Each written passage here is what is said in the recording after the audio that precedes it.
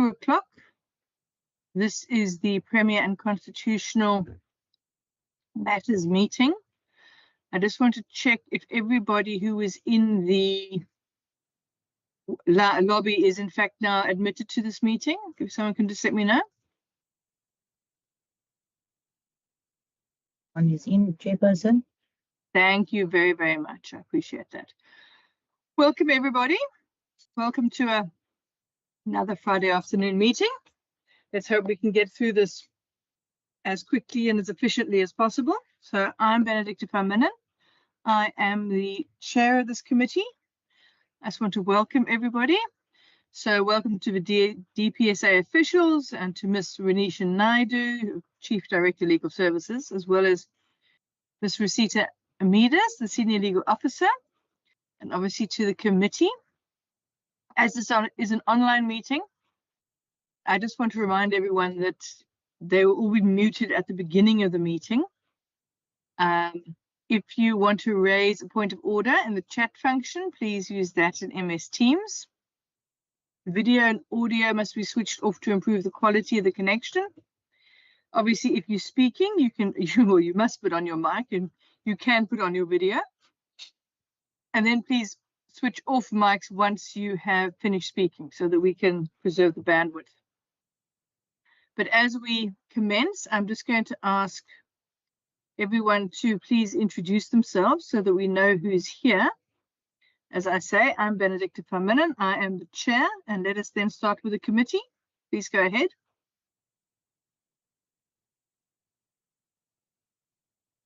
Chair, I'm Thomas Walters. I'm a member of the committee. Good afternoon, Chairperson. Wendy Kaiser-Philander, member of the committee. Good afternoon, Donita Stevens, and I'm a member of this committee.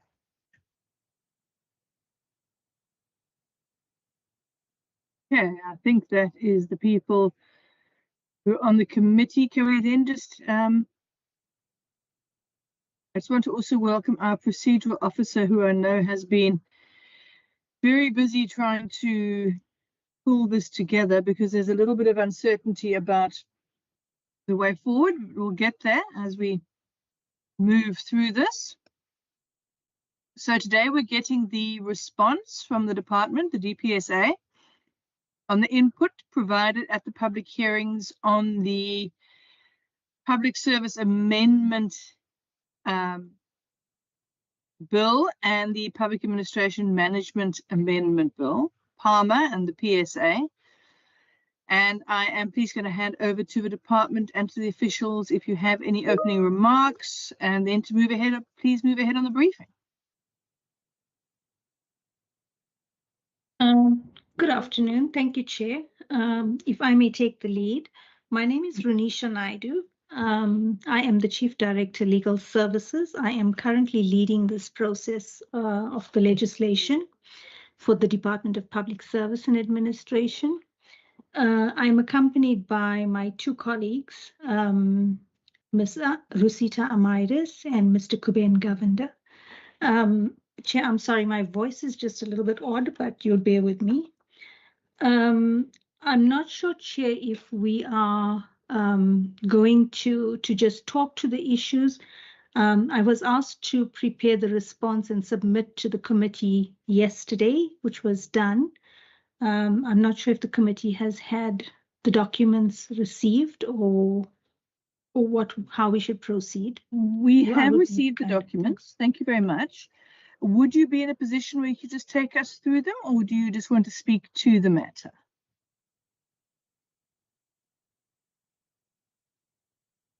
Chair, if I could speak to the matters, That's fine. I could, yeah, I think it would be easier if we could just speak to the matters. No problem. Please go ahead. Thank you so much. My colleagues are with me. They will step in if there's anything I miss. So, Chair, the first comment that was received, which I thought was important that we address right up front, because it narrates throughout the comments from the Western Cape government. So I think if we can just manage that process first, and then we can move forward. So there is a comment from the Western Cape government where the Western Cape government raises concerns of the vesting of administrative powers in its entirety to HODs.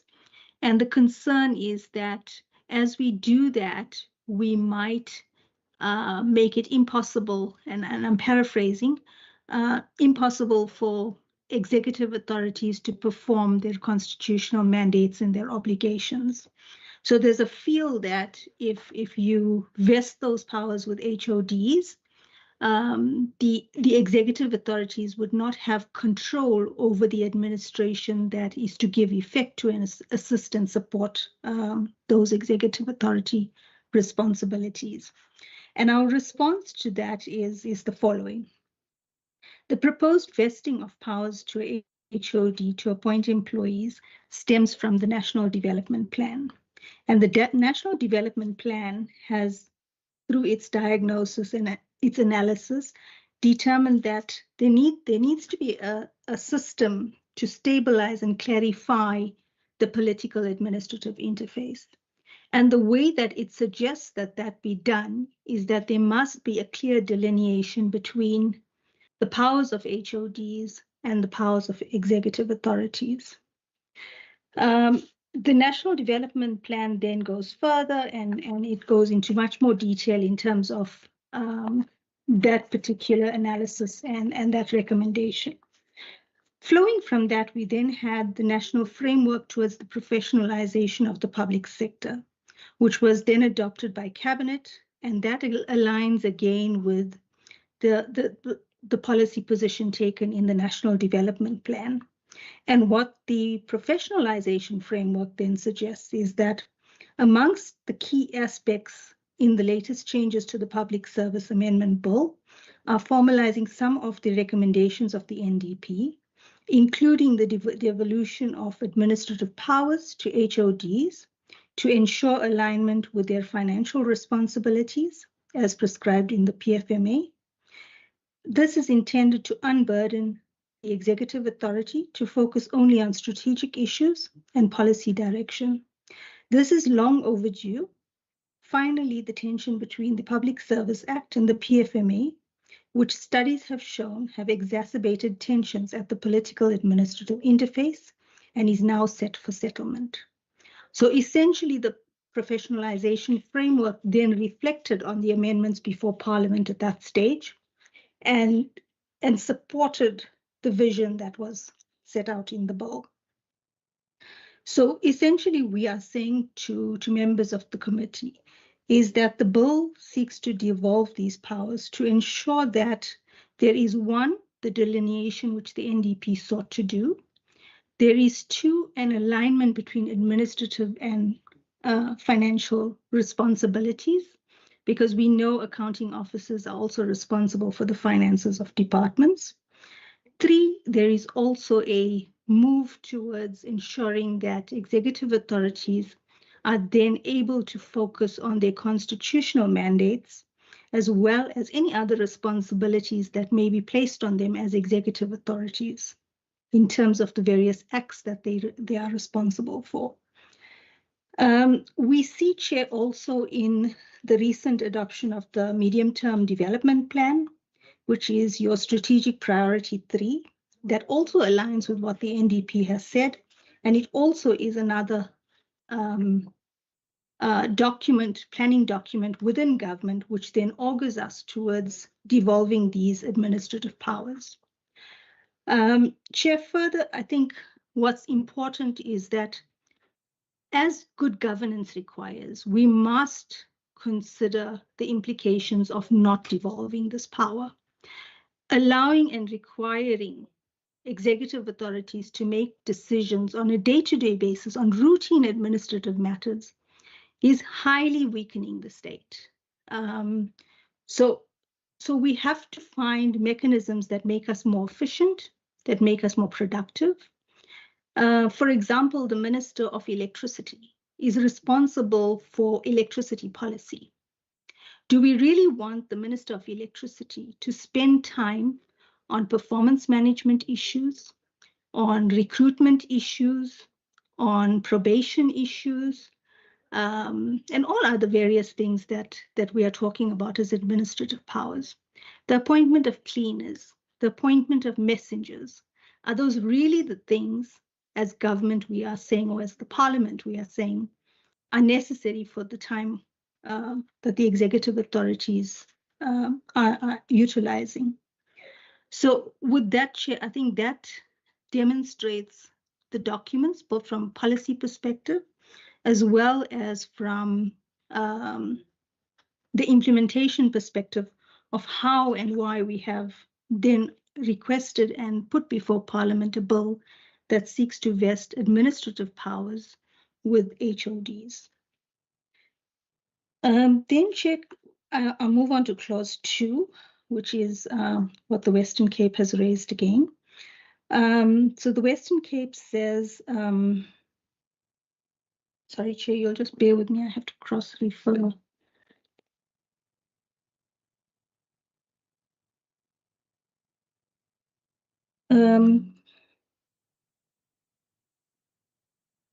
So the Western Cape says we must define when we say what the functional area is of a minister. And we are saying that it is not necessary for purposes of definitions to define a functional area, because a functional area of a department will be specific to the mandate and the assignment of functions to that EA, and the dictionary meaning of those words suffice. Then in clause 3, the Western Cape government goes on to say, or to request clarity on why the period of 3 years was determined to be necessary to deal with, or why the 3 years was decided to be a limit on when HODs can deal with former employees' matters. And how we have explained the 3-year period, firstly, is that the 3-year period is not part of the amendment in substance. So currently the Act itself refers to 3 years. We are not changing that. But the explanation for why the Act currently has the 3-year period as a timeline is simply to align with the Prescription Act to ensure that when HODs or ministers at this time deal with matters of former employees or claims of former employees, they are also limited by the 3-year period. And that's just from a prescription period, which is a reasonable period within which to deal with claims or older claims. Then clauses 5 and 6 I've dealt with, and they deal with why HODs are vested with powers, so I'm not going to deal with that. Clause 7 speaks to transfers, and the Western Cape government raises the issue of transfers between employees and suggests that there should just be one statute that deals with transfers of employees, and that the statutes should be rationalized. We have considered that, Chair, but the response is that currently the Public Service Act deals with transfers within the public service and is able to better deal with it within the Public Service Act statute, simply because all conditions of service within the public service is fundamentally the same. What the PAM Act does is that it deals with transfers across the public service to local government and vice versa, and between municipalities themselves. That's where there isn't a law that allows such mobility of staff. So when we did the PAM Act, we didn't seek to repeal the Public Service Act, because the way the Public Service Act is written in its entirety reads better and is able to be managed better within the Public Service Act environment. And for those transfers that are currently not legislated within laws, is the ones that are transfers between the public sector and local government and between different municipalities. So we are suggesting that the bills remain separate, or the provisions remain separately done. With the PAM Act, it also is a requirement that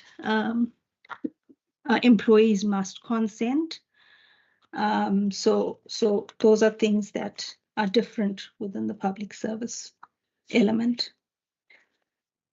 Then in terms of clause 8, Chair, the Western Cape government suggests that section 14A be mirrored in section 15. And I think there's maybe a little bit of difficulty with the way these acts have been written. So section 15 currently deals with the appointment of employees from other organs of state, as well as secondments between the public sector and organs of state or any other institutions. When the PAM Act was enacted in 2014, it set out to repeal section 15. We haven't yet operationalized that particular amendment or that particular section of the PAM Act, because there is an unintended consequence where we lose section 15(1). And what we have done in these amendments is we have retained the existing section 15(1) of the Public Service Act in section 14A, so that when the PAM Act repeals and when we implement that repeal of section 15, we are still able to retain what is now in 15(1) in 14A. Hence the way the acts are written. So we've explained that in our response. Then the next, in clause 9, there's an expression called mutatis mutandis. And the Western Cape government suggests that that should be changed. We have previously, and I think this was a previous comment that the Western Cape government also raised with us, and we had checked it previously. And the response we had from the legal advisors at that time was that it is a dictionary meaning and it is accepted as a dictionary meaning. It is not necessary to be changed. So that reflects in our response. In clause 11, the Western Cape government then suggests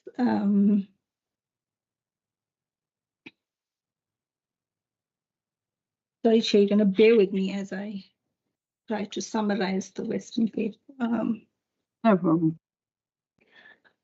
So the Western Cape government, again, there talks to the devolving of powers from EAs to HODs.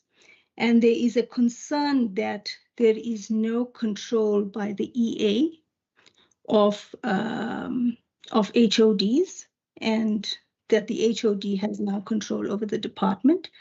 And we have already expressed a view on this in terms of our general comment that I alluded to initially. Then in terms of clause 12, again, it's the issue of why powers are being devolved, and we've expressed a view on that. But on clause 12, there are some additional comments that the Western Cape raises, which are good comments, but I think we've also had them previously, and I think we have managed them somehow previously.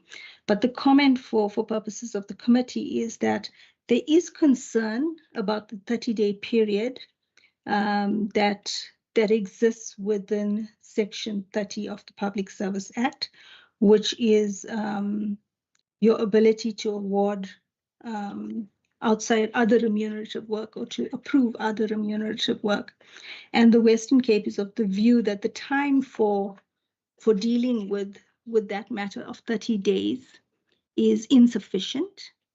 And we would propose to in this particular process is that this provision of 30 days has been in the Public Service Act for many years. There have been directives that have been issued over time that have assisted departments in dealing with this 30-day period and putting in process with the 30-day period. To date, we haven't had issues raised with the DPSA on the ineffectiveness of the 30-day. So as we sit here, it's a policy that is being implemented and is being managed with the 30 days. It is not an amendment that we have currently put before Parliament, but we are not aware of a problem that would necessitate that Parliament now amend the 30 days. Then in terms of clause 13, again, it's the devolution of powers, and we've addressed that in terms of my earlier comments. And then there's clause 14b, which says that so the Western Cape government, and maybe it's just a misunderstanding or misalignment with what has been put in Parliament. The Western Cape government suggests that it is impractical to require the Premier to be consulted when appointing an acting HOD for a day or for a short period. Chair, what we have done in the provision is that we have said that when it comes to acting positions, if you are an incumbent of a post, which means if you are the HOD of the post and you go on leave, you are entitled to appoint someone to act in your stead while you are away. And that would take into account your one-day period or your short leave period, etc. But we have also said that where the post is vacant, which is a HOD post, which is vacant, the EA may appoint an employee to act, provided that the Premier has been consulted on that appointment. And that simply is taking into account two things. One is that the Premier is ultimately responsible for the appointment and career incidence of HODs. So we are mindful that that power must be exercised in conjunction with the Premier. And we also are mindful that when a post is vacant, the acting is much longer because it takes a bit of time to fill posts. So for those instances, we are saying that's when the Premier gets consulted. And obviously, the ramifications of appointing a HOD are much higher in an acting capacity for a long time. So you would want the Premier to be at least apprised of that appointment. Then in terms of the other general comments, we have noted there are concerns about the language and so forth of the bill. And again, I think this bill has been checked by the Office of the Chief State Law Advisor, the parliamentary advisors, and I'm sure it will be checked again by the NCOP parliamentary advisors. And we are happy to have them look at those drafting issues if those are issues that need to be addressed. Then the Western Cape government goes further and says that they don't support the concept of a single public service. It's just a comment that's made as a general comment. And again, we want to say that while we as a national department have embraced the concept of a single public administration for purposes of synergy and efficiencies and all of the professionalization, because we want all of us to work together, because citizens actually don't care whether you get services at local government, whether you get it at a province, whether you get it at a national level. They just want the service. So we are saying that however we work, we must be able to work together. But the one thing, Chair, that we were very clear about throughout the drafting of this bill is to ensure that all the constitutional elements that require the different spheres of government to be independent of each other have been maintained. So you won't find, and that has done, and we've done the constitutionality checks in that regard. So there hasn't been any provisions within the current laws that have undermined the Constitution in that regard. So again, if there's a real concern, if there's a provision that concerns the Western Cape government, it wasn't highlighted in the comment. But if there is something, then I am sure the parliamentary officers would be able to pick it up. Then there was a request to find out if the CS was done. And Chair, I want to suggest we have done this, yes. During the parliamentary processes at the National Assembly, there was a request from the Portfolio Committee that the presidency, who was responsible for finalizing the CS, came in and made a presentation on the CS. So a very similar process could be done if that is what this committee wants, or even at the select committee in the NCOP, that could be an option that could be suggested to that committee as well, just so that there's comfort. Then in terms of the PAM Act, there were concerns. I think I'm reaching the end of this. So the first clause was that there's no definition for second or secondment, and there's a proposal that we attach a definition to that. And our response to that, Chair, is that second and secondment have dictionary meanings. The Public Service Act also uses second and secondment. There are many other pieces of law that use second and secondment, and it has never needed definition because the dictionary meaning has always sufficed. And we believe that it still continues to suffice. Then in clause 2, there was a clarity required on who will bear the cost of resettlement. The resettlement the resettlement costs are always dealt with through relevant collective bargaining arrangements and other determinations not in law. We don't put those things into law. What we have done is that when there is a secondment or a transfer, then the parties agree on what needs to happen and who will bear what cost. Then in terms of clause 2, there's a further comment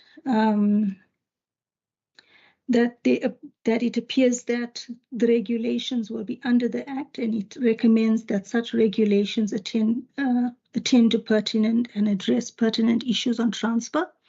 And we are supporting that, Chair. There is a very rigorous, onerous regulatory making process under this Act, and it requires public consultation for 30 days. It requires consents of ministers. It requires consultations with SALGA. It requires the consent of the Minister of Cooperative Governance. And through those processes, it is inherent in the law that there will be widespread consultation, and it is expected that most of these operational matters will be dealt with in the regulations. Then in terms of clause 3, just bear with me a second, Chair.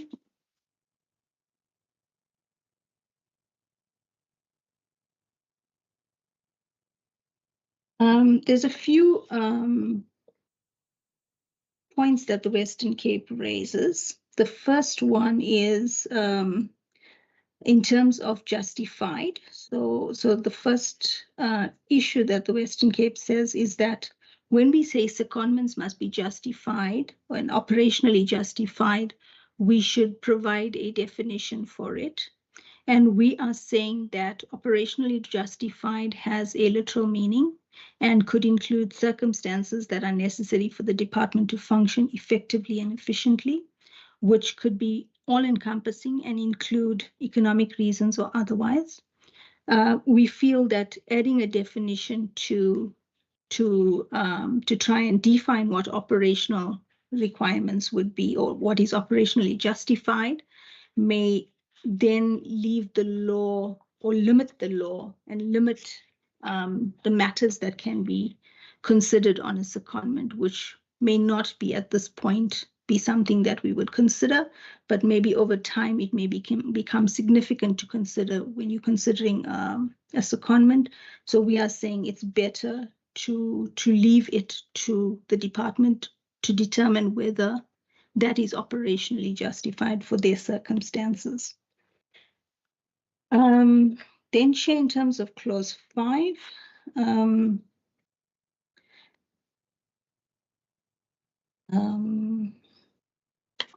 I think the Western Cape recognizes our comments during the presentation.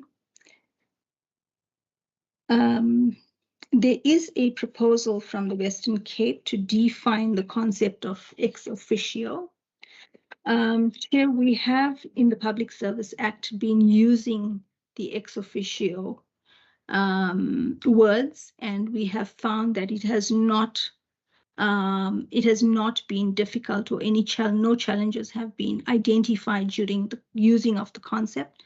So we are suggesting that it is something that has worked previously. It has not created challenges. It is a word that is capable of definition and capable of interpretation, and we are suggesting that that it be retained in that without a definition.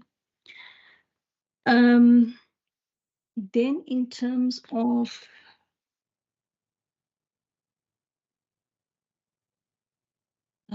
sorry.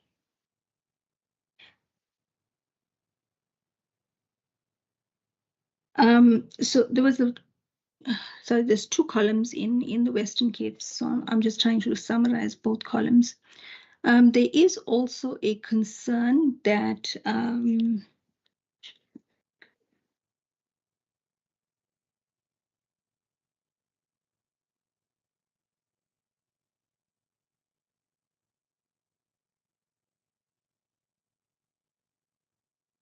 sorry, Chair, you just bear with. I'm so sorry, Chair. No problem. Take your time.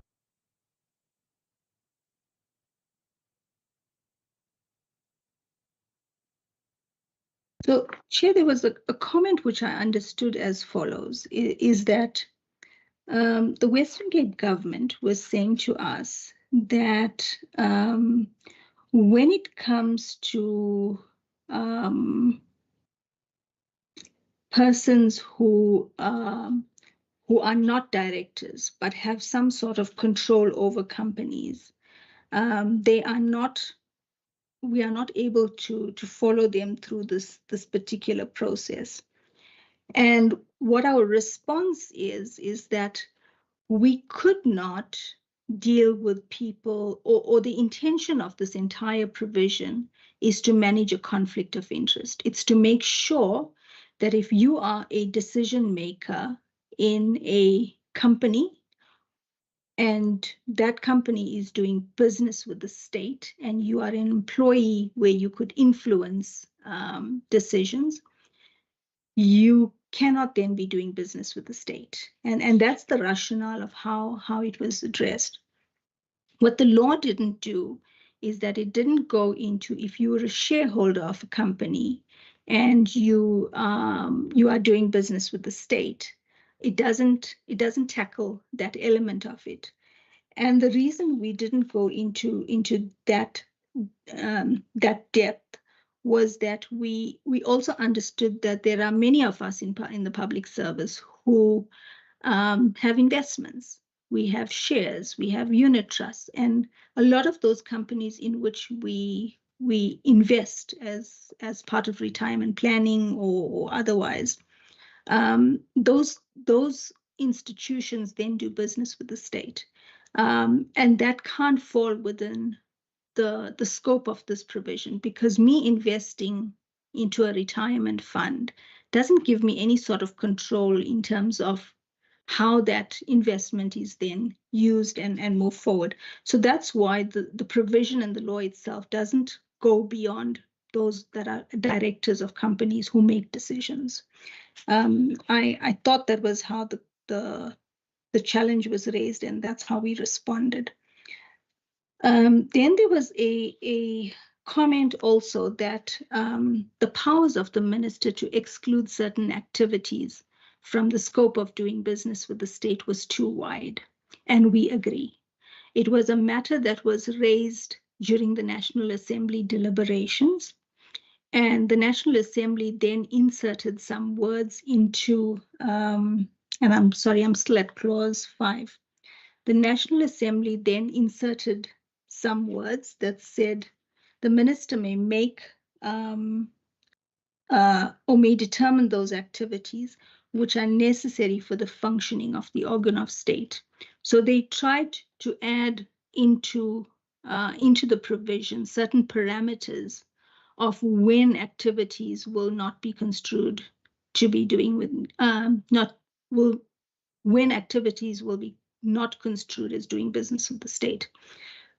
So we hope that, and we think that the amendment by the National Assembly is enough to curtail the powers of the minister. So the powers of the minister to determine those activities is not unfettered. Then there was and I don't know who's controlling the screen, but it's at clause 5. There was another comment of what do we mean by remunerative and not for profit. What we have done is we have defined, so this was really complex during the drafting stages, because the one thing we wanted to make sure is that even when people were remunerated for these activities, they were paid basically for the value of the job. So there can't be a mechanism. So even as the minister says, so I'll use an example, maybe that'll be easier. So teachers mark exam papers. Every year, end of the year, teachers mark matric exam papers.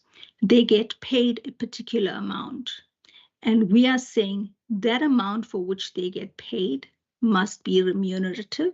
So it must be for value of the service. And it must not be for profit. So it can't be where you get paid something in excess of what the value of the job is.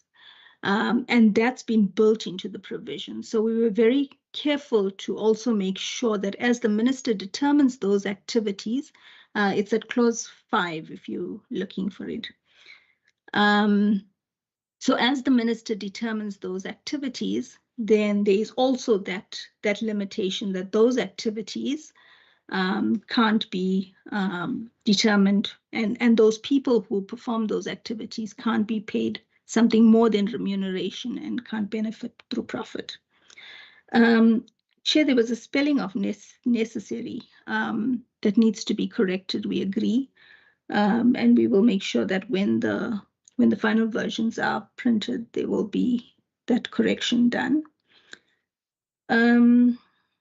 Then in terms of clause 6, the concern is noted. I just want to read the concern.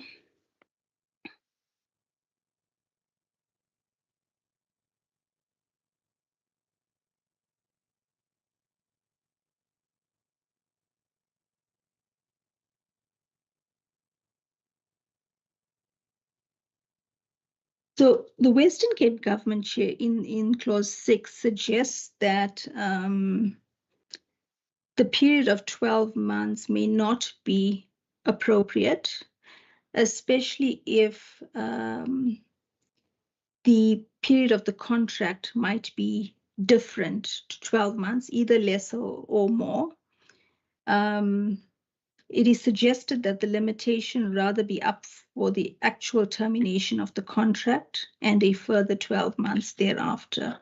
So the Western Cape is saying if we award a contract for 3 years, then the prohibition on employment should be for 4 years. So 12 months plus the years of the contract is how we understood it.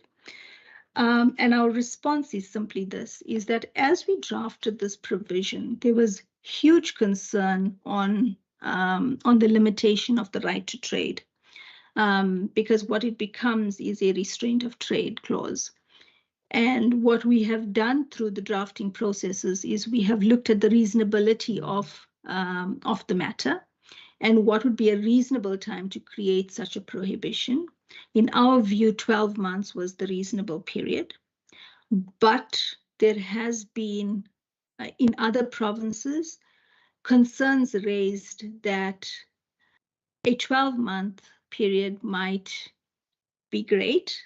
A 12-month period might not be so great in circumstances where the value of the contract is 10 million rand, and you allow the person to join after the 12 months, which then they seem to think, other provinces seem to think, maybe it's worth debating, and it's something that can be debated and should be debated in the committee, is whether the 12 months is sufficient, one, or whether the 12 months should be something linked more towards the value of the contract or the contract period. Because if it's a 10-year contract, then you've got 9 years after that. So I think it's something to deal with. We thought as far as we could constitutionally go, a year was sufficient. Again, while I'm on this, Chair, and it's not particularly a concern raised in this committee, but I will raise it because it's been raised elsewhere, is the penalty for not complying with this provision. Currently, we say it's a fine of R1 million and adjustable by the Minister of Justice. There have been concerns in other provinces that the 1 million rand might be nothing if the value of the contract is 100 million rand. So again, I'm bringing it to the committee. It's something that could be debated. It was something that was raised, and while I was here, I thought it was important to just note it. Then in clause 7, there's a query from the Western Cape government again. And this is particularly about the declaring of financial interests of spouses. And there is a submission that this has gone too far and perhaps it might not be practical. And that we should remove it. Chair, this provision is not part of the amendment, so we haven't sought to amend the financial disclosures in its substantive nature. We still intend to keep the spouse's benefit or the spouse's declaration, but the way we intend to manage it is to ensure that we comply with Papaya 1, and to ensure that as we do so, we don't overreach. So the regulations will then deal with under what circumstances spouses' interests will be declared, and only what is within the knowledge of the employee, of course. And Chair, I think what's important also to note is that our experience in lifestyle audits, etc., have found that it is sometimes necessary to have this information in order to make a judgment or a decision on conflicts of interest when it comes to lifestyle audits. So we are not proposing any changes, but we have noted the Western Cape's comment. Again, it's not part of the amendments that are before Parliament, but we will address these comments as we draft the regulations for financial disclosures. Then there is a comment at clause 8.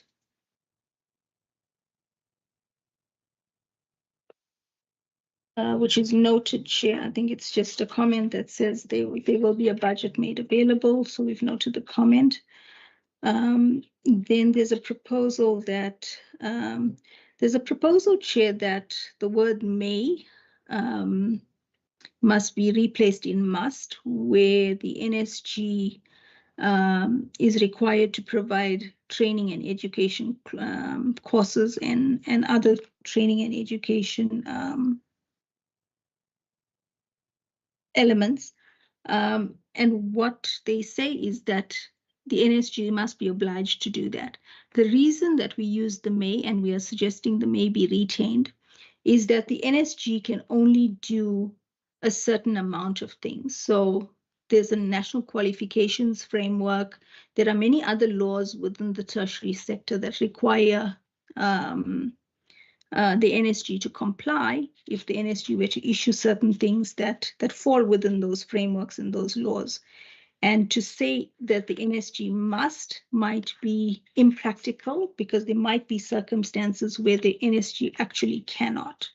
So we are saying that the may must be retained for simply to allow some sort of flexibility in the processes. Then, Chair, in terms of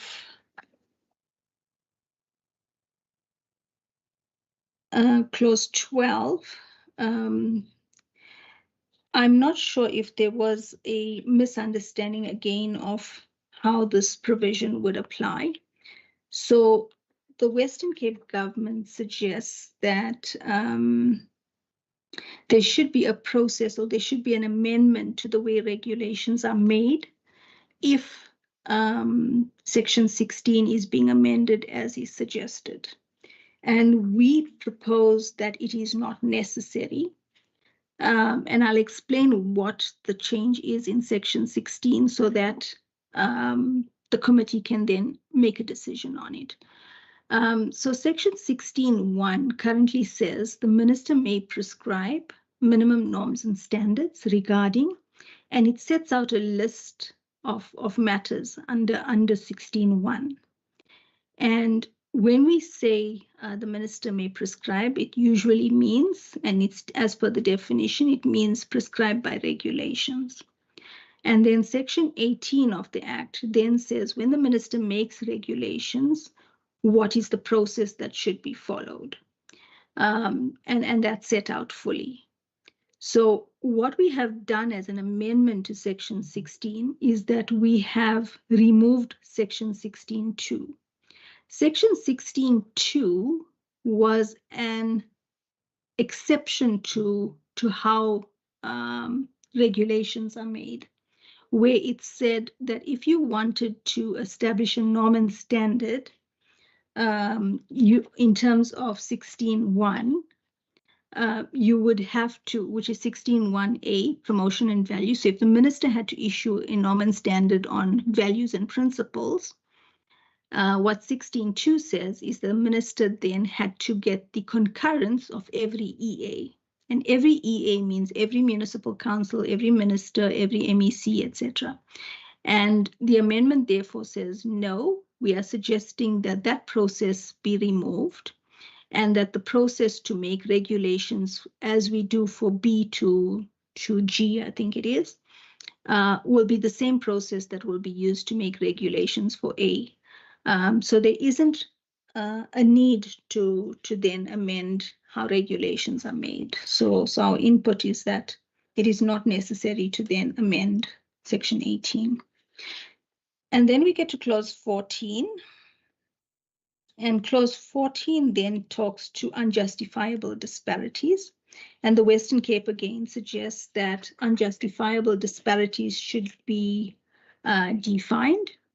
And we are saying that we do not think it's necessary, simply again because definitions in their nature limit the scope of what the intent of the law is. And again, it might unintendedly limit the way the disparities are defined. So what we have done is that we have set out in the response to the committee why we have used the term unjustifiable disparities and what our intent is when we have used the word unjustifiable disparities.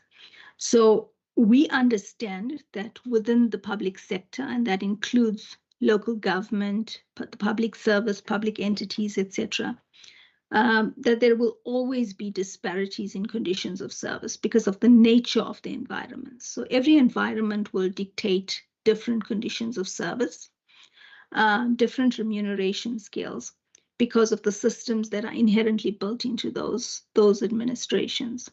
But what we are saying, over time, there must be a system that deals with those disparities which cannot be justified. So if you have, for example, and I'll use very bold examples, if you have the president of the country earning 3 million rand, and then you have a CEO of a very small SOE with a very small span of control earning 5 million rand, immediately you would want to know, why does that disparity exist? If the disparity can be justified, then everything's fine. If the disparity can't be justified, it becomes unjustifiable. And to try and define what we mean by justified might misconstrue what can be considered and what can't be considered. It could be economics, it could be the value of that particular job in terms of its output, it could be a myriad of things. So we are saying that we don't want to justify, or we don't want to define what we mean by this.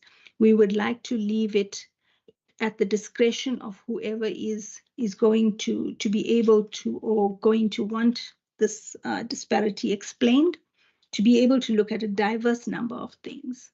And if we start to define it, we might limit the scope on which that would happen. Then Chair, we've gone through a lot of detail about why we need to do it, and all the laws that tell us we need to remove unfair disparities for the purposes of the response. Then the last comment again on the PAM bill from the Western Cape was on the CS. And again, I would suggest we have done the CS. And I would suggest that if the committee feels that they would like to engage with that CS, then by all means, we can again invite the presidency to have that engagement, as was done in the portfolio committee. Chair, I think that was the comments on the Western Cape. There were a few others on historic matters, and I think we've dealt with that, and I don't think for the purposes of this bill we would deal with that. Then in terms of the New South Institute, it looks, and from the comments that I've read, is that the New South Institute has welcomed the vesting of powers with HODs, and the other bills or the other content of the bills, and we would like to appreciate the comments from the New South Institute. The Public Affairs Research Institute has also similarly accepted and augured towards the vesting of powers with HODs. Both these institutions have gone into a lot of history and a lot of detail, and I would urge the committee to read it, because it supplements a lot of what I've said at the outset about why we are vesting powers with HODs. And these are two independent institutions that, basically then compel us and support the thought process that went into this bill. So we are encouraged by that. Again, there was just a comment from the Public Affairs Research Institution, which spoke to the definition of executive authority. And I'm not sure that it was clearly articulated or that there was reference to the definition in the bill. But it seemed like the Public Affairs Research Institution was suggesting that the bill was not clear enough when it came to who the EA for HODs is. And I want to suggest, and I've put before the committee a response that says that we went to great pains in the bill to include within the definition of executive authority that when it comes to any provision within the Act, when we say executive authority in relation to a HOD, it will mean the president or the premier. We feel that that definition has taken care of the difficulties that had been a problem previously, and we think we've addressed it, but the concern seems to still be with the institute. I'm not sure if the response that we've written in there might alleviate that concern. Chair, I think those were all the comments we received in writing and that we responded to. My colleagues Rosita and Kuben, I don't know if you want to add anything. From my side, nothing from my side, Renisha. Thank you. Thank you, Renisha. Chair, I would like to just share today's media statement by Minister McPherson from Public Works, which I think it's important because of the PAM Act or the PAM bill trying to deal with the matter of transfers. What he shared today or this morning is the Presidential Infrastructure Commission approved piloting of various major infrastructure project in a few municipalities that actually needed the movement or transfer of skills where these deficits have been identified in those municipalities. So on the issue of the transfers, one would actually see the need arising if this pilot is successful, because they're very ambitious in trying to deal with these projects within 24 months. There will be a need for this enabling legislation around transfers to allow for movement of skilled personnel, even between municipalities or from other levels. I just wanted to share that. Thank you very much, Renisha and Chair. Thank you, Kuben. Thank you, Rosita. Thank you, Chair. I hand back to you. Thank you very much for that very in-depth presentation and dealing with the comments that you've received. Now, I'd want to find out from the rest of the committee, do you have any questions? Please put your hands up now if you do.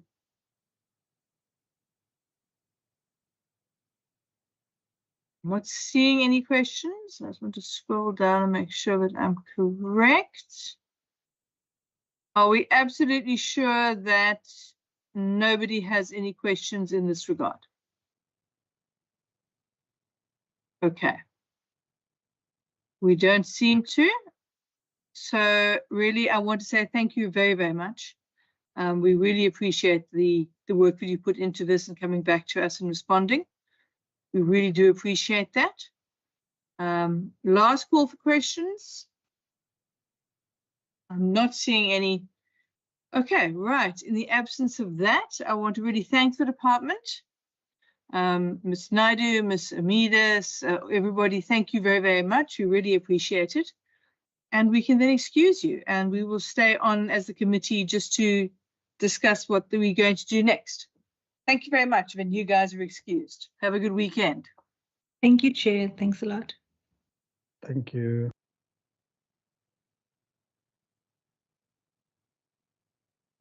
Okay. Just want to check who is now here.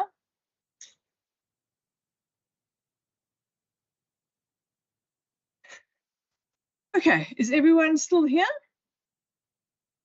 I just want Yes, to Chair. thank you very much. I'm glad to hear that you have Yes, such Chair. rapt attention, everyone. All right. In terms of going forward, we have had quite a lot of back and forth in the last 24 hours. So timelines have shifted quite a bit at the moment because of various things, I think, happening at national government. So I just want to quickly check in with our procedural officer, who's been doing a very stalwart job of keeping in touch with where we are, what the latest situation is in terms of whether or not we've received the program, whether or not it has been postponed. Procedural officer, Usima. Thank you, Chairperson. I have just received an email from Moses Manela, who is the procedural officer for that committee at the National Department, and they will not be sitting on the 13th of May for the negotiating mandate. So it is not necessary for the committee to consider and adopt a negotiating mandate today. Okay. We can do so as soon as we receive the revised program. Yeah, so the committee can just decide if they want to discuss this at a later meeting, or if they want to discuss anything that was provided today based on what was given. Lovely. So look, there are quite a lot of moving parts on this bill. There is the comment from the Office of the Premier, from the Western Cape Government. There also has been comment made from the Mayor's office in the City of Cape Town. There are various issues. We also have not yet received necessarily everything we need to make a decision on this. There was going to be the meeting on Tuesday with regards to the negotiating mandate. So we were going to be under a lot of pressure, but fortunately for ourselves, the NCOP will not be going ahead with the negotiating mandate on Tuesday. but we have not yet received any official revised program. So, given that, I just want to hear from everybody what their views are, but I would suggest that we consider the fact that we have a bit of time, and I think it might be a good opportunity for us to discuss in our various political groups where one stands on this, so that we can come together at a later stage to then have a more informed way forward. But yes, I see that Member Walters has his hand up. Go ahead, please. But, Chair, I agree with you. It's quite an extensive briefing that we got with lots of call it issues that I think one has to unpack, and it might be issues, might not be issues. But I would suggest that we reflect. It's quite a lot of information, and then we have a more a structured discussion where we look at what call it what of concern, and take it forward as in our approach. I agree with what you're suggesting. Okay. Any other suggestions? Any other comments? Yes, Chairperson, Member Kaiser-Philander. thank you very much, Chair. Chair, I agree with your suggestion. I think you've made mention earlier on in terms of also what's happening provincially. Let's just ask the procedural officer, and I'm sure Wasima will. In any case, just keep an eye on the timeline and the program as well. As I'm not quite sure in Hello. Thank slots. you. I saw the chief Oh, there you on earlier as well. Just Yes, in he mind was how here that will- earlier, but he decided that he didn't. He had other things he had to do. So. Not a problem, Chair. I just wanted to allude to that as well. No, but I must say, Wasim has been doing a wonderful job of keeping her finger on the pulse, because it's been very up and down. Yeah, indeed, Chair. Thank you very much. I agree with your sentiments expressed earlier. Thank you. Thanks. Okay, so we do have time to reflect on this. I do know that we have committee slots that have been reserved for us going forward, but again, I think it is all very dependent on what's going to be happening provincially and with the budget. So everything obviously is subject to that.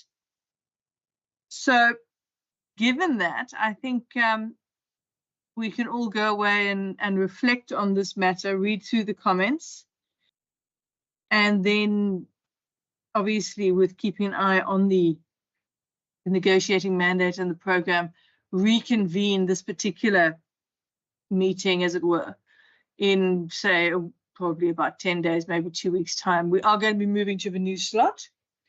Wasima, do we have any idea of when our next slots will be in terms of meetings? Chair, we have a meeting held now. Give me a moment. Sure. Just while she looks, bear in mind that we have to prepare 2 documents, one for each bill. So they'll go through the same process, but it will in fact be duplicated in the sense that it's 2 amendment bills, not just the one. So there will be 2 documents. Chair, the next meeting slot will be the 23rd of May. And the 4th, no, not the 4th, the 11th of June. And I do know that they didn't provide a program, but they said that negotiating mandate may be due in June. So Okay. just to be All safe, we can maybe meet in the first week in June, or our first Okay. meeting slot in June. Okay, great. So we do have a bit of time then. So let's then adjourn Correct. this portion of the meeting to our next meeting slot. In the meantime, obviously, we need to go off and do various things and reflect on this. So if everyone's happy, sorry, my dogs are just having a bit of a bark off downstairs. So if everyone's happy, can we then just move on to the next section? Are there any objections to that? Great, thank you, Member Kaiser-Philander. And then that would be the resolutions and actions. Do we have any resolutions you want to bring up at this point? No resolutions. Wasima? Chair, I just wanted to bring to the attention of the committee that on the 13th of May, the National Department has extended an invitation for the committee to attend the Public Service Commission briefing. We will also call on the department to come in to come and brief the committee on that. So if members are too busy, or they've got already prior appointments or arrangements, we will ask the department to come and brief the committee on the Public Service Commission bill, as this matter has been referred to the committee already. So I just want the committee to know that there's another bill that we need to finalize. Yes, I think it probably will be best that they come and brief us. I personally have to sit in on the finance committee meeting on Tuesday. I don't know what the other members are doing. So let's bear that then in mind. So we have no resolutions at this point. Any recommendations or actions anybody wants to bring up? Right. I think being 3 on a Friday afternoon, people have probably got other plans. So what I'm going to do is thank everyone for being here. Thank you for being attentive and to listening to this. A big thank you to the procedural officer who really has been working beyond the call of duty this week. But then I think she often does that. So thank you very much, Wasima. Thank you, members. Thank you, everybody. And now we can consider this meeting adjourned. Thank you. Bye-bye. Thank you very much, Jay. Thank you, Chair. Thank you, Wasima. Bye. Okay, bye-bye.